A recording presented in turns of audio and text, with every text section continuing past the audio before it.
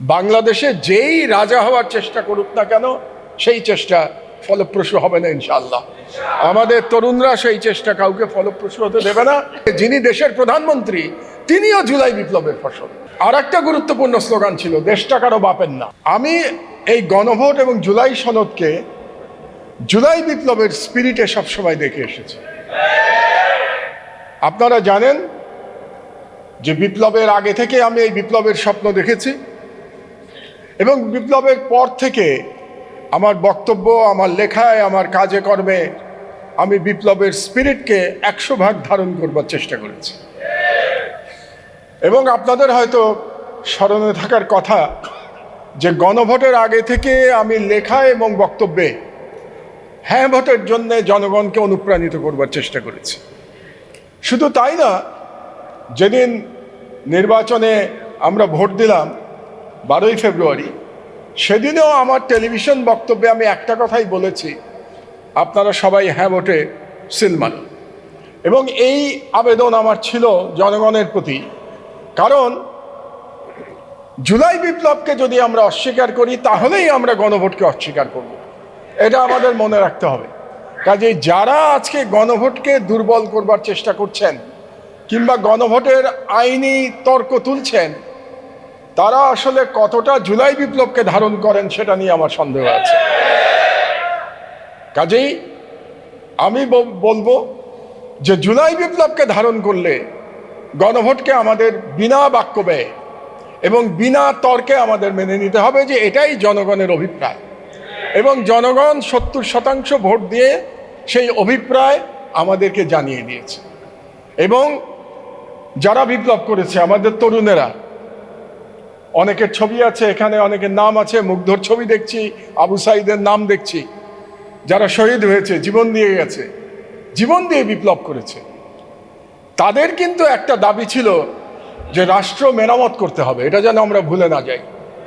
এবং রাষ্ট্র মেরামত যদি করতে হয় তাহলে অবশ্যই আমাদেরকে সংস্কার করতে হবে। সেই সংস্কার সরকার পরিচালনায় করতে হবে, সেই সংস্কার সাংবিধানিকভাবেও আমাদের সেই সংস্কার করতে হবে। কাজে সেই সংস্কার নিয়ে আমরা কোনো তর্ক তুলতে পারবো না। এবং আমাদের যে উপরে যে ফ্যাসিবাদ 16 বছর আমাদের ঘাড়ে চেপে বসেছিল, সেই ফ্যাসিবাদের দুটো চরিত্র ছিল। একটা তো ফ্যাসিস্ট চরিত্র ছিল, আর একটা চরিত্র ছিল এক ধরনের রাজতন্ত্র চাপিয়ে দেয়া রাষ্ট্রের উপরে। আপনাদের নিশ্চয়ই মনে আছে যে শেখ হাসিনা তার পিতাকে, শেখ মুজিবুর রহমানকে একজন দেবতা হিসেবে আমাদের সামনে তুলে ধরার চেষ্টা করেছিল এবং সেই দেবতার মাধ্যমে একটা অলিখিত রাজতন্ত্র কায়েম করবার চেষ্টা করেছিল। এবং তার বিরুদ্ধেই আমাদের নাহিদরা, সার্জিসরা বিপ্লব করেছিল। তাদের একটা স্লোগানের কথা আমরা যেন ভুলে না যাই। একটা গুরুত্বপূর্ণ স্লোগান ছিল সেই সময়, একটা স্লোগানের কথা আমরা আজকে শুনেছি, গোলামি না আজাদি, আজাদি আজাদি। আর একটা গুরুত্বপূর্ণ স্লোগান ছিল, দেশটা কারো বাপের না। তো দেশটা কারো বাপের না বলার অর্থই হচ্ছে যে এই দেশের মালিক জনগণ, এবং জনগণের ইচ্ছাতেই এই দেশ পরিচালিত হবে। এবং জনগণের ইচ্ছাতে যদি দেশ পরিচালিত হতে হয় তাহলে অবশ্যই গণভোটের রায় আমাদের সকলকে মেনে নিতে হবে। আজকে এখানে দুজন গুরুত্বপূর্ণ ব্যক্তি উপস্থিত আছেন, সংসদের গুরুত্বপূর্ণ ব্যক্তি, একজন সংসদের সম্মানিত বিরোধী দলীয় নেতা এবং আরেকজন সংসদের বিরোধী দলের চিফ হুইপ, দুজন আছেন এখানে উপস্থিত। তারা দুজনেই কিন্তু বিপ্লবের ফসল। জুলাই বিপ্লব না হলে তারা কিন্তু দুইজন এই পদ পেতেন না। একইভাবে যিনি দেশের প্রধানমন্ত্রী তিনিও জুলাই বিপ্লবের ফসল। তিনিও দেশের প্রধানমন্ত্রী হতে পারতেন না যদি জুলাই বিপ্লবে আমাদের তরুণরা এভাবে জীবন না দিত। কাজেই আমরা যারা এই জুলাই বিপ্লব নিয়ে প্রশ্ন তুলব, গণভোট নিয়ে প্রশ্ন তুলব, তারা আসলে আমাদের শহীদদের অবদানকে অস্বীকার করছি। এই ভুলটা যেন আমরা না করি। আমি বাংলাদেশের তরুণদের ব্যাপারে আশাবাদী। আপনারা জানেন যে মার্কিন যুক্তরাষ্ট্রে এখন একটা আন্দোলন হচ্ছে, যেটাকে তারা নাম দিয়েছে no kings movement. No kings movement মানে হলো প্রেসিডেন্ট ট্রাম্প যে মার্কিন যুক্তরাষ্ট্রে একজন স্বৈরাচারের মতো আচরণ করছেন, তার বিরুদ্ধে মার্কিন যুক্তরাষ্ট্রের জনগণ, নাগরিকেরা রাস্তায় নেমেছে নো কিংস মুভমেন্ট দিয়ে। আর আমাদের তরুণেরা জুলাই বিপ্লবের মধ্যে কিন্তু রাজতন্ত্র, ভুয়া রাজতন্ত্র খতম করে দিয়েছে। কাজেই আমাদের তরুণদের প্রতি আমার প্রত্যাশা আছে, বাংলাদেশে যেই রাজা হওয়ার চেষ্টা করুক না কেন সেই চেষ্টা ফলপ্রসূ হবে না ইনশাআল্লাহ। আমাদের তরুণরা সেই চেষ্টা কাউকে ফলপ্রসূ হতে দেবে না। কাজেই আমি সকলকে বলবো, সকল রাজনৈতিক দলকে বলবো, সকল রাজনীতিবিদের প্রতি আহ্বান জানাবো যে আপনারা কোনো রকম কুতর্ক তৈরি না করে গণভোটের যে জনগণের যে ইচ্ছা প্রতিফলিত হয়েছে সেই ইচ্ছা মেনে নিন, এবং সেই ইচ্ছা মানার যে লড়াই, সেই লড়াইয়ের একটা প্রক্রিয়া হিসেবে আজকের যে সেমিনারের আয়োজন করেছে 11 দল, সেই জন্য 11 দলকে আমি ধন্যবাদ জানাচ্ছি এবং আমাকে এখানে আমন্ত্রণ করবার জন্যও ধন্যবাদ জানাচ্ছি। জুলাই বিপ্লবের যে কোনো ইস্যুতে ইনশাআল্লাহ আমি ব্যক্তিগতভাবে এবং আমার পত্রিকা আপনাদের পাশে থাকবে, এই ভরসা দিয়ে আমার বক্তব্য শেষ করছি। আল্লাহ হাফেজ। বাংলাদেশ জিন্দাবাদ। জুলাই বিপ্লব দীর্ঘজীবী হোক। ইন্দিরা গান্ধীর নেতৃত্বে দেশের নিরাপত্তা ও কূটনীতিক কৌশল পুনর্গঠনের উদ্যোগ নেওয়া হয়। এই সময়ে প্রতিষ্ঠিত হয় ভারতের বিশেষ গোয়েন্দা সংস্থা রিসার্চ অ্যান্ড অ্যানালাইসিস উইং, সংক্ষেপে যেটা বলা হয় র, যা প্রতিবেশী রাষ্ট্রগুলোর রাজনৈতিক গতিবিধির উপর নিবিড় নজর রাখতে শুরু করে। পাকিস্তানের পূর্বাঞ্চলে বেড়ে ওঠা বাঙালি জাতীয়তাবাদী আন্দোলনকেও ভারত তখন তার কৌশলগত স্বার্থে ঘনিষ্ঠভাবে পর্যবেক্ষণ করে এবং পরোক্ষ সমর্থন যোগাতে থাকে। 1971 সালে সেই অবিশ্বাস ও উত্তেজনা চরম পর্যায়ে পৌঁছায় যখন পূর্ব পাকিস্তানের জনগণ স্বাধীনতার দাবিতে পশ্চিম পাকিস্তানি শাসনের বিরুদ্ধে রক্তক্ষয়ী সংগ্রামে ঝাঁপিয়ে পড়ে। পাকিস্তানি সেনাবাহিনীর নৃশংস অভিযানের জবাবে বাঙালিরা অকাতরে ত্যাগ স্বীকার করে মুক্তিযুদ্ধে অংশ নেয়। ইন্দিরা গান্ধী তার নেতৃত্বে ভারত সরকার বাংলাদেশের মুক্তিবাহিনীকে প্রশিক্ষণ ও অস্ত্র সহায়তা দেয় এবং পাকিস্তানের সঙ্গে সরাসরি যুদ্ধে জড়িয়ে পড়ে। দীর্ঘ 9 মাসের মুক্তিযুদ্ধের শেষে এক সাগর রক্তের বিনিময়ে স্বাধীন বাংলাদেশের অভ্যুদয় ঘটে। নূতন জাতিরাষ্ট্র হিসাবে বিশ্বের মানচিত্রে আত্মপ্রকাশ করে আমাদের প্রিয় মাতৃভূমি বাংলাদেশ। স্বাধীন বাংলাদেশের অভ্যুদয় দক্ষিণ এশিয়ার ভূরাজনীতিতে শক্তির ভারসাম্যে এক নূতন অধ্যায়ের সূচনা করে। 1971 সালে যুদ্ধ জয়ের পর ভারত উপমহাদেশে প্রধান আঞ্চলিক শক্তি হিসাবে আত্মপ্রকাশ করে এবং প্রতিবেশী দেশগুলোর রাজনীতি ও নীতি নির্ধারণে তার প্রভাব ক্রমেই বেড়ে চলে। মুক্তিযুদ্ধ পরবর্তী বাংলাদেশ রাষ্ট্র সামরিক অভ্যুত্থান সেই অগ্রযাত্রাকে বাধাগ্রস্ত করে। প্রতিবেশী পরাশক্তির হস্তক্ষেপের শঙ্কাও সদা বিদ্যমান ছিল, যা নবজাত রাষ্ট্রকে তার সদ্য অর্জিত সার্বভৌমত্ব রক্ষার চ্যালেঞ্জে সবসময় সতর্ক থাকতে বাধ্য হয়েছে। কয়েক দশকের ক্ষমতার পালাবদল ও রাজনৈতিক সংগ্রামের পর অবশেষে বাংলাদেশ গণতান্ত্রিক শাসন ব্যবস্থা ধীরে ধীরে প্রাতিষ্ঠানিক রূপ পেতে থাকে। 1909 সালে শেখ হাসিনার নেতৃত্বে আওয়ামী লীগ পুনরায় ক্ষমতায় আসে এবং পরবর্তী 15 বছর তার সরকার দেশ শাসন করে। এই দীর্ঘ শাসনামলে উন্নয়ন ও অগ্রগতির কথা বলা হলেও বিরোধী মত দমন, গণতান্ত্রিক প্রতিষ্ঠানগুলোকে দুর্বল করা এবং বৃহৎ প্রতিবেশী রাষ্ট্রের প্রতি অতিরিক্ত নির্ভরতা সহ নথি স্বীকারের অভিযোগ ধাপে ধাপে প্রবল হতে থাকে।